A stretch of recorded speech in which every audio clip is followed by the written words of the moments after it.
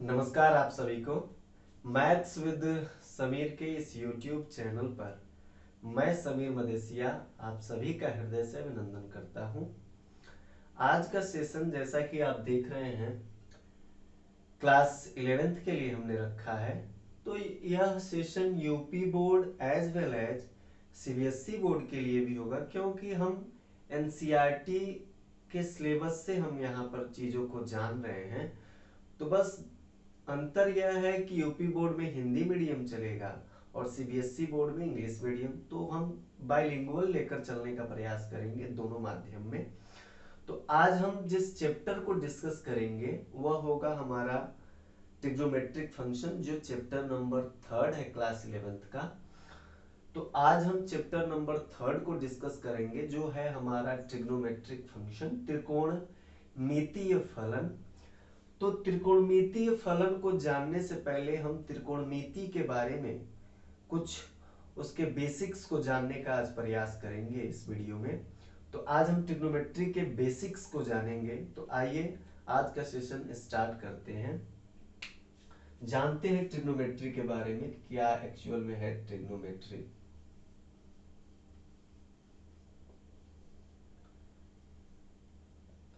जैसा कि देख रहे हैं इसको बच्चों, ट्रिग्नोमेट्री, जिसको हिंदी में त्रिकोणमिति बोलते हैं, यह दो वर्ड से मिलकर बना हुआ है। एक ट्राइगनो या ट्रिग्नो भी बोलते हैं और दूसरा मेट्री।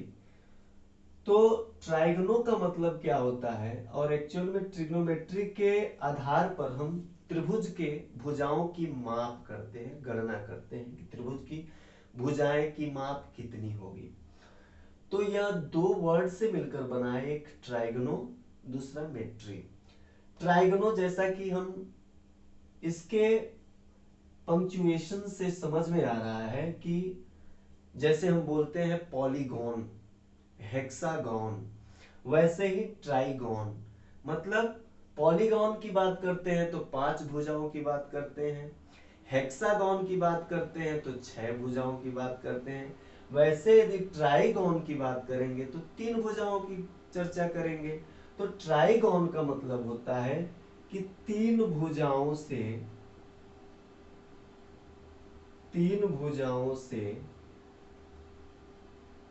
बनी आकृति, a diagram which is made up by 3 arms। तो 3 भुजाओं से बनी आकृति क्या होती है हम जानते हैं, ट्रायंगल होता है, त्रिभुज होता है। तो त्रिभुज हम जानते हैं कि 3 भुजाओं से बनी आकृति, लेकिन ट्रिग्नोमेट्री में जिस त्रिभुज की हम बात करते हैं ना, वह हमारा राइट एंगल ट्रायंगल समकोण त्रिभुज होता है। और समकोण त्रिभुज कहता है कि जिसकी एक भुजा यदि 90 डिग्री हो वही राइट एंगल ट्रायंगल यानी समकोण त्रिभुज होगा। इसका यदि नामकरण करना चाहे तो इसको ए, बी और सी लिख सकते हैं। और यह कोण जो है, एंगल जो है वो 90 डिग्री, और इसी को बोलते हैं हम समकोण त्रिभुज। यानी हमने ये जाना कि त्रिकोणमिति में ट्राइगोन के माध्यम से जिस त्रिभुज के बारे में हम जानेंगे वह होगा समकोण त्रिभुज, यानी राइट एंगल ट्रायंगल, समकोण त्रिभुज। और इस समकोण त्रिभुज में भुजाओं की जो माप करना होगा, उसके लिए हमको जिस थ्योरम के माध्यम से इन भुजाओं को जानेंगे वह होता है पाइथागोरस थ्योरम। तो थोड़ा सा पाइथागोरस थ्योरम हम प्रीवियस क्लासेस में पढ़े होंगे। यहाँ पे पाइथागोरस थ्योरम के बारे में थोड़ा सा जान लेते हैं कि बेसिक्स हमारा बना रहे और कभी भूले ना। तो पाइथागोरस थ्योरम के बारे में हम जानने का प्रयास करते हैं कि एक्चुअल में पाइथागोरस थ्योरम होता क्या है और उसके माध्यम से हम भुजाओं की माप कैसे करते हैं। तो आइए जानते हैं पाइथागोरस थ्योरम के बारे में। पाइथागोरस थ्योरम को जानने के लिए स्क्वायर को जानने का प्रयास करते हैं, यानी एक वर्ग को जानने का हम प्रयास करते हैं कि वर्ग क्या होता है। वर्ग की एक टेंडेंसी होती है कि इसमें प्रत्येक भुजा समान होती है।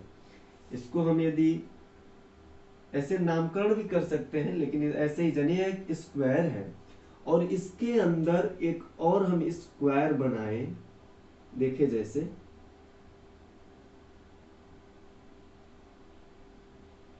एक और स्क्वायर इसके अंदर हम बनाए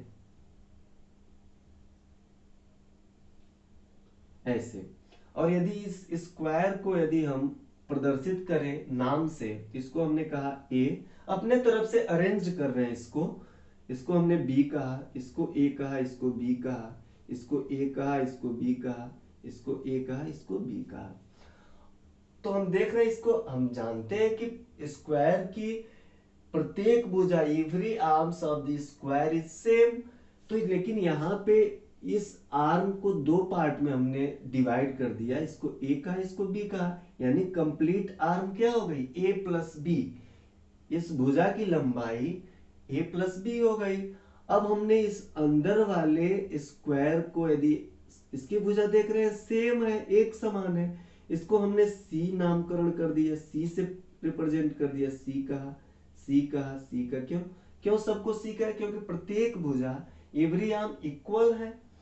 अब यदि पाइथागोरस थ्योरम यदि हम जानना चाहें इस पे कैसे लागू होगा, किस प्रकार से, तो पाइथागोरस थ्योरम यहाँ से कहता है कि दो छोटी एक समकोण त्रिभुज में, एक राइट एंगल ट्रायंगल में दो छोटी भुजाओं का वर्ग, दो छोटी भुजाओं का वर्ग का सम तीसरी भुजा के वर्ग के बराबर होता है। यही पाइथागोरस थ्योरम बताता है। अब इसको हम जानते हैं कैसे, यदि इस बड़े वाले स्क्वायर का यदि एरिया हमको बताना हो तो हम क्या कहेंगे, इस बड़े वाले वर्ग का स्क्वायर का क्षेत्रफल तो क्या होगा, ए प्लस बी का होल स्क्वायर, वर्ग का क्षेत्रफल भुजा का स्क्वायर, आर्म का स्क्वायर, और यह बड़े वाले वर्ग का जो स्क्वायर होगा वह अंदर वाले वर्ग के स्क्वायर के बराबर होगा। तो अंदर वाले वर्ग का जो स्क्वायर है क्या है, अंदर वाली भुजा का वर्ग क्या होगा, क्योंकि प्रत्येक भुजा एक समान होती है और एक भुजा की लेंथ क्या है, सी, तो सी का स्क्वायर, भुजा का वर्ग, आर्म का स्क्वायर। और देख रहे हैं कि इस छोटी वाली वर्ग के बनने के साथ साथ इसमें चार राइट एंगल ट्रायंगल बन रहे हैं। तो अब ट्रायंगल का एरिया हमको बताना होगा, कितने ट्रायंगल हैं, 4, तो चार ट्रायंगल का, चार त्रिभुज का एरिया क्या होता है, त्रिभुज का एरिया, त्रिभुज का क्षेत्रफल हाफ लंबाई गुणे चौड़ाई, ठीक है। तो हाफ लंबाई गुणे चौड़ाई ऐसे कर सकते हैं, तो क्या होगा, a इंटू बी, ठीक है। अब हम क्या कह सकते हैं, a इसका whole square, a square plus B square plus 2ab is equal to C square plus, ये देखिए कैंसिल, 2 2 जा 4, तो क्या होगा 2a इंटू बी, 2ab। अब A square plus B square plus 2ab इधर भी है, तो यदि हम इसको उधर ले जाएं तो क्या लिख सकते हैं, A square plus B square is equal to C square plus 2ab, और इसको इज इक्वल टू के उधर ले जाएंगे तो माइनस 2ab, दोनों सेम है, 0 हो गया। तो A square plus B square is equal to C square. यही पाइथागोरस थ्योरम कहता है कि दो छोटी भुजाओं के वर्ग का सम, जोड़, बड़ी वाली भुजा के वर्ग के बराबर होता है। अब इसका हम नामकरण करना चाहें तो पाइथागोरस थ्योरम से यदि राइट एंगल ट्रायंगल में यदि यह एंगल थीटा हो तो इसको बोलते हैं हम लंब या परपेंडिकुलर, परपेंडिकुलर या शॉर्ट फॉर्म में P लिख देते हैं। इसको बोलते हैं आधार, जिसको हम बेस बोलते हैं, और इसको बोलते हैं बड़ी वाली भुजा को कर्ण, जिसको हम हाइपोटिनस बोलते हैं, या शॉर्ट फॉर्म में इसको बी लिख देते हैं और इसको एच लिख देते हैं। तो हम पाइथागोरस थ्योरम के आधार पे हम कह सकते हैं कि लंब का स्क्वायर प्लस आधार का स्क्वायर इज इक्वल टू कर्ण के स्क्वायर के बराबर होता है, और यही पाइथागोरस थ्योरम है। तो पाइथागोरस थ्योरम के लिए सबसे पहले हमको राइट एंगल ट्रायंगल पता होना चाहिए। उस आधार पे हम बता सकते हैं कि दो छोटी भुजाओं यानी लंब का स्क्वायर धन आधार का स्क्वायर कर्ण के स्क्वायर के बराबर होता है। अब बच्चों हम जानते हैं कि इस पे जो ट्रिग्नोमेट्रिक फंक्शन है वह कैसे हम भुजाओं की माप में इस्तेमाल करते हैं। तो बेसिकली हम जानते हैं कि जो त्रिकोणमितीय फंक्शंस होते हैं वह तीन होते हैं, जिनको क्रमशः हम साइन, जिसका शॉर्ट फॉर्म साइन हम लिखते हैं SIN। यदि एंगल थीटा हो तो थीटा लिख देते हैं। ऐसे ही कोजाइन, जिसका शॉर्ट फॉर्म कॉस लिखते हैं, एंगल थीटा हो तो थीटा लिख देते हैं। ऐसे ही टेंजेंट होता है, जिसका शॉर्ट फॉर्म टेन होता है, एंगल थीटा तो थीटा। अब इसके अपोजिट तीन फॉर्म और होते हैं, जैसे साइन का अपोजिट होता है कोसेक, यदि यह थीटा हो तो थीटा, यानी हम लिख सकते हैं ऐसे, यहां पे हम लिख दे रहे हैं, उसके बाद से यहीं से लिख देंगे। तो अब देखिए साइन थीटा जो होता है वह होता है आपका लंब बटा कर्ण। इसका शॉर्ट फॉर्म एक ऐसे जानते हैं, LAL लाल बटा KAK कक्का। ऐसे हम लिखते हैं, L को लंब बोलते हैं, A को आधार बोलते हैं, फिर L को लंब बोलते हैं। ऐसे ही K को कर्ण और A को आधार। तो ऐसे ही इसको साइन बोलते हैं, इसको कॉस के लिए और इसको टेन के लिए रिप्रेजेंट करते हैं। तो हम साइन थीटा को जानना चाहें तो साइन थीटा ये हो गया आपका, कॉस थीटा ये हो गया और टेन थीटा ये हो गया। इसमें साइन हम जानते हैं पहले वाले में, दूसरे वाले में कॉस और तीसरे वाले में टेन। हम प्रीवियस क्लासेस में ऐसा जाने होंगे।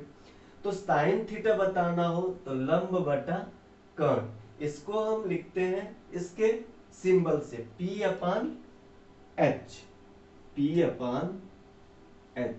ऐसे ही cos थीटा बताना हो तो आधार बटा कर्ण, आधार बेस यानी B/H। ऐसे ही tan थीटा बताना हो तो tan थीटा होता है लंब बटा आधार, लंब P और आधार B, तो हम लिख सकते हैं P/B। ऐसे ही तीन त्रिकोणमितीय फंक्शंस और होते हैं जो साइन, कॉस और टेन के अपोजिट होते हैं। जैसे यदि साइन थीटा हो, यदि तीन अपोजिट होते हैं तो cosec theta is equal to 1/sin theta.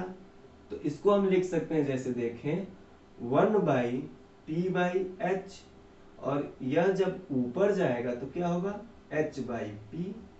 ऐसे ही आपका सेक थीटा होता है तो सेक थीटा होता है 1/cos थीटा। ऐसे ही cos थीटा तो ऐसे ही हम लिख सकते हैं H/B।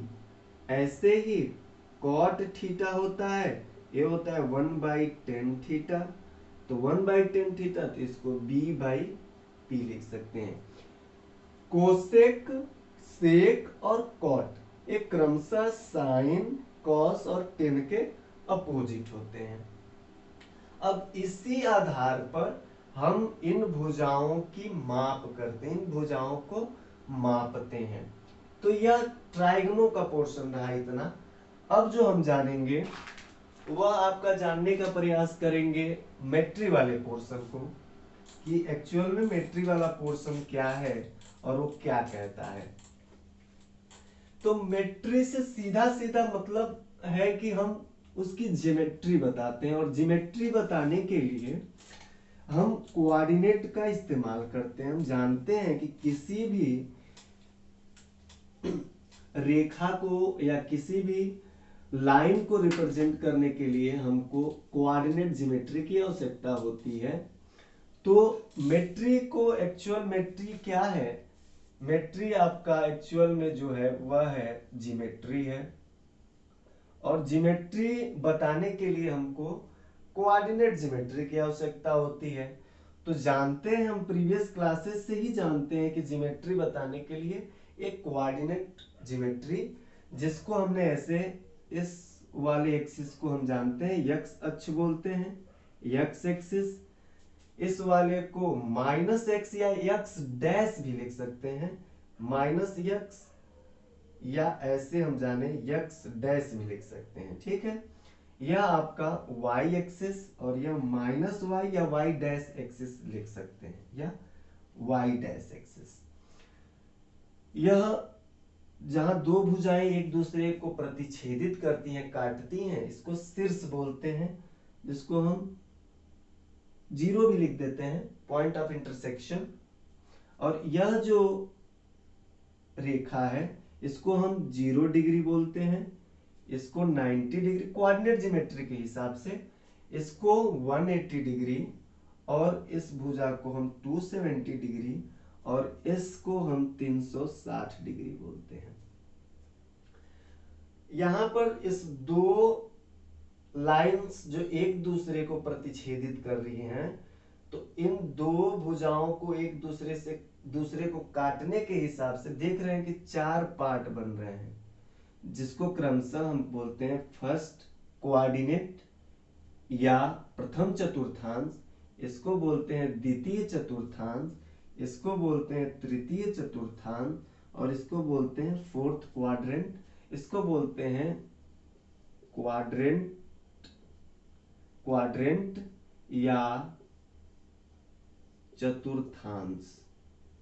ठीक है, तो ट्रिग्नोमेट्रिक जो फंक्शंस होते हैं ना, उनका बिहेवियर ऐसा होता है कि प्रथम कोऑर्डिनेट में या फर्स्ट क्वाड्रेंट में या प्रथम चतुर्थांश में सारे त्रिकोणमितीय functions, all trigonometric functions are positive, behaves like a positive, मतलब उन सभी के जो मान होते हैं ना वह धनात्मक होते हैं। और ट्रिग्नोमेट्रिक फंक्शंस क्या क्या है? साइन, कॉस और टेन, बाकी 3 इसके अपोजिट है। तो ये सारे फर्स्ट क्वाड्रेंट में यानी 0 डिग्री से लेके 90 डिग्री के बीच या 360 से लेके 90 के बीच क्या होते हैं? पॉजिटिव होते हैं, धनात्मक होते हैं। द्वितीय चतुर्थांश में साइन पॉजिटिव होता है और साइन का अपोजिट कोसेक, ये दोनों पॉजिटिव होते हैं यानी धनात्मक होते हैं। यानी एंगल की यदि बात करें तो 90 अंश से लेकर 180 अंश के बीच द्वितीय चतुर्थांश में साइन और कोसेक का जो मान होता है वह धनात्मक होता है, पॉजिटिव होता है। तृतीय चतुर्थांश में टेन और कॉट, यह जो दो मान होते हैं, यह जो दो वैल्यू होती है वह धनात्मक होती है। यानी 180 अंश से लेकर 270 अंश के बीच इनके जो मान होते हैं यानी टेन और कॉट के, वह धनात्मक होते हैं। फोर्थ क्वाड्रेंट में आता है आपका कॉस और सेक, यानी फोर्थ यानी चतुर्थ चतुर्थांश में कॉस और सेक, ये दो मान जो होते हैं वह धनात्मक होते हैं, पॉजिटिव होते हैं। यानी 270 अंश से लेकर 360 अंश के बीच जो फोर्थ क्वाड्रेंट है, चतुर्थ चतुर्थांश है, इसमें कॉस और सेक पॉजिटिव होते हैं। ऐसे ध्यान रखें, प्रथम में सारे, द्वितीय में साइन, तृतीय यानी टी 10 और फोर्थ यानी चतुर्थ कॉस, ये पॉजिटिव होते हैं। यह इसकी ज्योमेट्री हुई। इस ज्योमेट्री में हमने यह जाना कि जो कोऑर्डिनेट है उसके हिसाब से त्रिकोणमितीय फंक्शन, ट्रिग्नोमेट्रिक फंक्शंस के जो मान होते हैं वह प्रथम चतुर्थांश में, द्वितीय चतुर्थांश में, तृतीय चतुर्थांश में, चतुर्थ चतुर्थांश में पहले को छोड़ दिया जाए तो द्वितीय, तृतीय और फोर्थ में इनके मान अलग अलग धनात्मक और ऋणात्मक होते हैं। यह आपका ट्रिग्नोमेट्रिक का बेसिक्स है, जिसको आपने प्रीवियस क्लासेस में भी पढ़ा होगा। तो यह बेसिक्स ट्रिग्नोमेट्री का है। अब हम कोण के बारे में जानते हैं। जो एंगल बना हुआ है वह एंगल का फॉर्मेशन कैसे होता है, यानी कोण को बेसिकली हम जाने एंगल क्या होता है, क्योंकि हम छोटी छोटी चीजें अक्सर भूल जाते हैं और कोण को जब तक नहीं जानेंगे तब तक त्रिकोणमितीय फंक्शंस के धनात्मक और ऋणात्मक मान को हम नहीं बता पाएंगे। तो इसके लिए हमको कोण को जानना बहुत जरूरी है। तो आइए कोण के बारे में जान लेते हैं कि एक्चुअल में एंगल होता क्या है।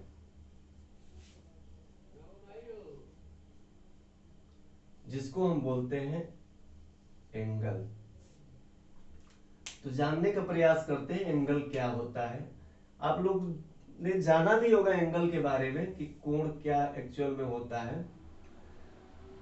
एंगल बेसिकली जो, यदि हम कहें कि यदि एक लाइन हो, एक रेखा हो और उस रेखा को उसके ओरिजिन यानी शीर्ष से हम रोटेट कर दे, घुमा दे। जैसे मान लीजिए कि यह एक लाइन है और इस लाइन को इस एक्सिस से यदि हम ऐसे रोटेट कर दें, जैसे यह लाइन हमने खींच दिया यहां से यहां है, अब यहां से हम इस एक्सिस से इसको रोटेट करके यदि उठा के यदि यहां लाएं और इसको यहां पर ऐसे ड्रॉ कर दें, तो यह जो डेविएशन रहा ना, यह जो रोटेशन रहा ना, यही एंगल का फॉर्मेशन करता है। यानी पहली भुजा यानी प्रारंभिक भुजा कहें से द्वितीय भुजा या अंतिम भुजा प्राप्त करने के लिए यदि हम प्रारंभिक भुजा के शीर्ष से, ओरिजिन से यदि हम इसको रोटेट कर दें, यदि घुमा दें,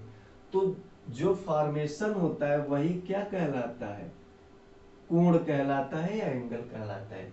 यदि वह रोटेशन यदि ऊपर की तरफ यानी राइट हैंड साइड के तरफ हो, राइट हैंड साइड के तरफ हो, तो जो एंगल का फॉर्मेशन होता है वह पॉजिटिव होता है, धनात्मक होता है।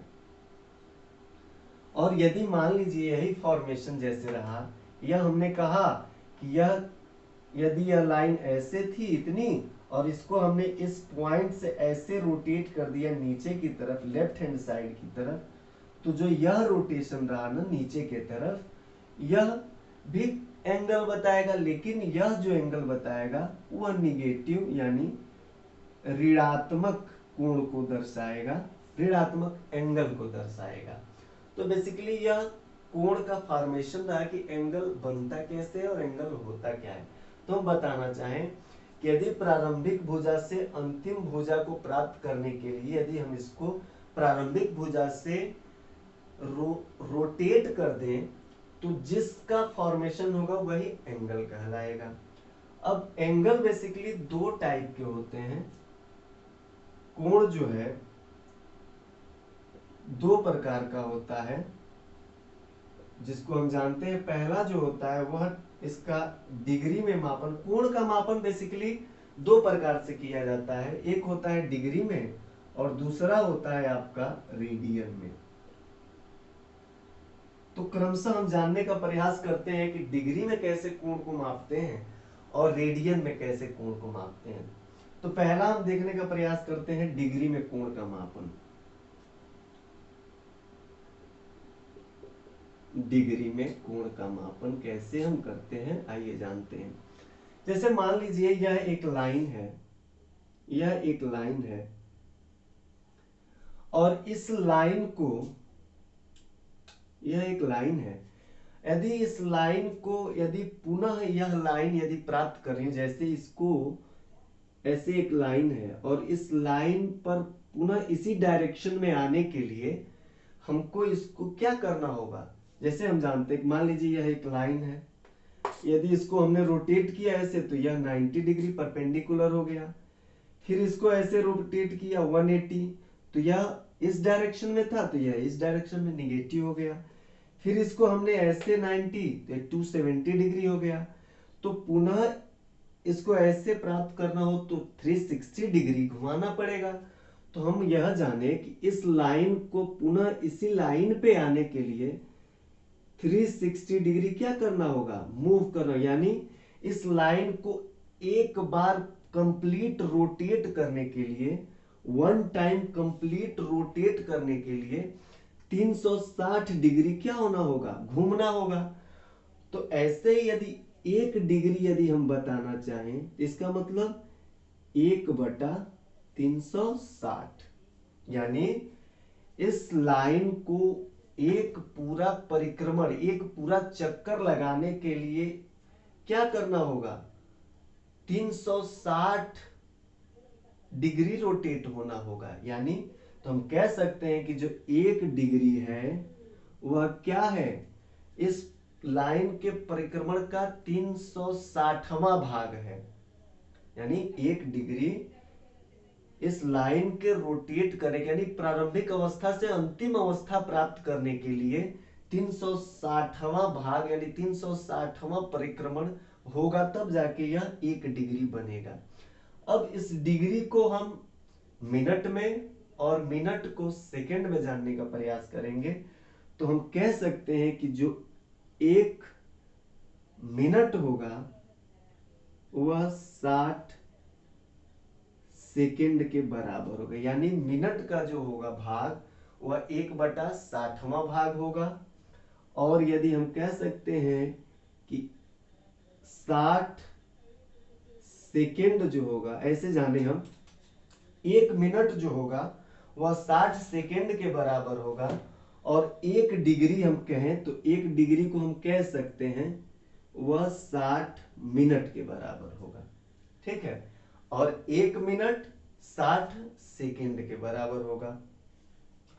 अब चलते हैं दूसरे मापन पे, वह है आपका रेडियन। तो यदि हम कहना चाहें कि डिग्री वाला जो पोर्शन है ना वह मिनट का क्या है, 60वां भाग है। ठीक है, ऐसे ही सेकंड वाला पोर्शन क्या है, सेकंड वाला पोर्शन को यदि बताना चाहे तो क्या है, वह मिनट का क्या है, 60वां भाग है। इसको ऐसे लाएं तो 60वां भाग बन जाएगा। अब चलते हैं दूसरे चीज पे, जो दूसरा टर्म्स हमको जानना है वह है आपका रेडियन माप। तो हम रेडियन माप को जानते हैं।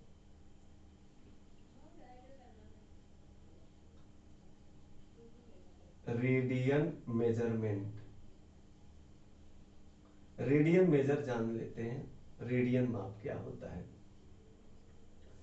रेडियन माप जो है ना वह हम यदि ऐसे जाने कि एक वृत्त हो और वृत्त के केंद्र पर, रेडियन माप को जानने के लिए हमको वृत्त की आवश्यकता होती है, और वृत्त के केंद्र पर यदि वृत्त के त्रिज्या, यदि त्रिज्या हम मान ले कि यदि 1 यूनिट है, तो वृत्त के केंद्र पर वृत्त के त्रिज्या द्वारा, वृत्त के चाप द्वारा, यदि मान लीजिए यदि 1 यूनिट यदि चाप काटे इस पे, तो वृत्त के केंद्र पर, ये वृत्त का केंद्र होता है और ये वृत्त की क्या है, त्रिज्या है। तो वृत्त के केंद्र पर वृत्त के त्रिज्या या इसके इस पर बनने वाले चाप के द्वारा, यह आर्क है, यह आर्क कैसे बना, वृत्त के त्रिज्या के द्वारा बना। तो वृत्त के त्रिज्या द्वारा, यदि वृत्त की त्रिज्या यूनिट हो, इकाई हो, तो उस इकाई के द्वारा जो वृत्त पर बनने वाला चाप है, और इस चाप के द्वारा वृत्त के केंद्र पर जो बनने वाला कोण थीटा है, वही रेडियन माप देता है या वही रेडियन में होता है। तो हम कह सकते हैं कि वृत्त के केंद्र पर वृत्त के चाप के द्वारा जो बनने वाला कोण होता है वही रेडियन मापने के लिए होता है। ठीक है, तो यह 2 यूनिट्स हैं। अब हम कह सकते हैं कि यदि इस एंगल का फॉर्मेशन यदि ऐसे हो, राइट हैंड साइड के तरफ, ऊपर के तरफ हो, तो एंगल पॉजिटिव होगा, और नीचे के तरफ हो तो निगेटिव होगा।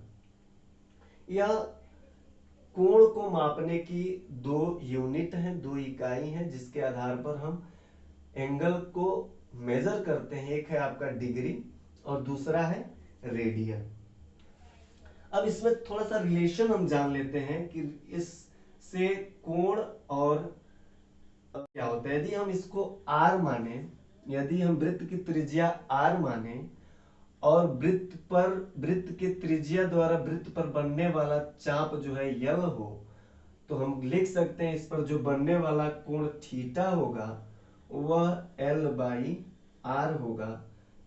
यह एक रिलेशन है, तो हम लिख सकते हैं ऐसे इसको, कोण बराबर यानी वृत्त के केंद्र पर बनने वाला कोण बराबर चाप, वृत्त पर बनने वाला चाप, वृत्त के केंद्र द्वारा वृत्त पर बनने वाला चाप बटा में वृत्त की त्रिज्या। और यह जो माप है ना, यह हमेशा इसकी जो वैल्यू होती है वह रेडियन में होती है, रेडियन में होती है, या इसको हम c से रिप्रेजेंट करते हैं। ठीक है, इसको c से ऐसे रिप्रेजेंट करते हैं। ये बात ध्यान रखेंगे कि जब भी वृत्त के केंद्र पर वृत्त के चाप द्वारा कोण बनेगा उसका मेजरमेंट हमेशा रेडियन में होगा, और वह हम c से रिप्रेजेंट कर सकते हैं या रेडियन लिख सकते हैं। इसके बाद से एक रिलेशन हमको जानना है, वह है आपका डिग्री और रेडियन में संबंध क्या होता है। लास्ट इस एक्सरसाइज से पहले का लास्ट टॉपिक है यह, इसको जान लेते हैं। डिग्री और रेडियन में रिलेशन क्या होता है, डिग्री और रेडियन माप में संबंध, relation between degree and radian measurement, या मेजरमेंट ही लिख देते हैं, मेजर ही रहने दीजिए। ठीक है, इसमें अब हमको रिलेशन बताना है। तो हम जानते हैं कि वृत्त के जो वृत्त की परिधि होती है वह क्या होती है, 2 पाई के बराबर होती है, और 2 पाई एक्चुअल में होता क्या है, 360 डिग्री के बराबर। 2 पाई एक्चुअल में क्या होता है, 360 डिग्री के बराबर होता है। यह माप क्या होता है, वृत्त की परिधि रेडियन में होती है और यह डिग्री में होता है। तो यदि हम इसको ऐसे सॉल्व करें तो इसको लिख सकते हैं 2 इंटू पाई, और ये रेडियन है आपका, और ये क्या है 360, ये डिग्री है। तो यदि 2 से इसको कैंसिल करें तो क्या होगा, pi radian is equal to 180 degree, या हम इसको लिख सकते हैं 1 radian is equal to 180 by pi. यानी एक रेडियन जो होता है वह 180 बटा पाई होता है। यानी डिग्री को हमको यदि रेडियन में कन्वर्ट करना हो तो क्या हम कहेंगे, यदि रेडियन को डिग्री में कन्वर्ट करना हो तो 180 बटा पाई से मल्टीप्लाई कर देंगे, और इसकी जो वैल्यू होती है ना वह होती है आपकी 57 डिग्री 16 मिनट के बराबर, लगभग इसके निकटतम होती है, इसके निकटतम होती है। इसकी जो कंप्लीट वैल्यू इसको सॉल्व करने पे जो आती है, तो यानी एक रेडियन बराबर 180 डिग्री बाई पाई, यानी किसी भी रेडियन को यदि डिग्री में कन्वर्ट करना हो तो 180 बटा पाई से मल्टीप्लाई कर देंगे। ऐसे ही यदि डिग्री वाला फॉर्म चाहिए तो हम क्या करेंगे, देखिए यदि यहां से डिग्री निकालनी हो तो हम क्या करेंगे, 1 देखें यहाँ पे इज इक्वल टू लिख सकते हैं 180 degree upon pi is equal to 1 radian, या इसको लिख सकते हैं, ये पाई को इधर हम लेते जा रहे हैं, 180 degree is equal to pi radian, इसको हम c लिख दे रहे हैं। ठीक है, अब यहां से 1 डिग्री यदि निकालना हो तो पाई बाई, ऐसे यहां पे देख ले रहे हैं, इसको यदि 1 डिग्री निकालना हो तो हम क्या लिख सकते हैं, पाई बाई 180 c। यानी डिग्री को यदि रेडियन में कन्वर्ट करना हो तो पाई बाई 180 से मल्टीप्लाई कर देंगे। और यदि हमको रेडियन को डिग्री में कन्वर्ट करना हो तो 180 बटा पाई से मल्टीप्लाई कर देंगे। ये चीज हमेशा आप ध्यान रखेंगे। और इसकी जो वैल्यू होती है वह आपका लगभग 0.01746 के बराबर लगभग होती है इसकी वैल्यू, इतना रेडियन में होता है। तो यह एक्सरसाइज पे चलने से पहले लास्ट टॉपिक था इस चैप्टर का। नेक्स्ट वीडियो में हम इसके एक्सरसाइज को डिस्कस करेंगे। बस यहाँ पे ये ध्यान रखेंगे हम कि किसी भी वैल्यू को यदि रेडियन में कन्वर्ट करना हो, यानी रेडियन को डिग्री में कन्वर्ट करना हो तो 180 बटा पाई से मल्टीप्लाई कर देंगे। और यदि डिग्री को रेडियन में कन्वर्ट करना हो तो पाई बाई 180 से मल्टीप्लाई कर देंगे, तो हमारा कन्वर्जन हो जाएगा। इसके बाद नेक्स्ट वीडियो में हम इसके एक्सरसाइज 3.1 को डिस्कस करेंगे। तो उम्मीद है कि आज का सेशन आप लोगों को पसंद आएगा। यदि चीजें पसंद आएंगी तो कमेंट में जरूर मेंशन करेंगे। ना भी पसंद आए, कुछ डाउट्स हो तो उसको भी मेंशन करेंगे, जिसको हम अपने स्तर से बेहतर करने का प्रयास करेंगे। तो आज के लिए बस इतना ही। धन्यवाद।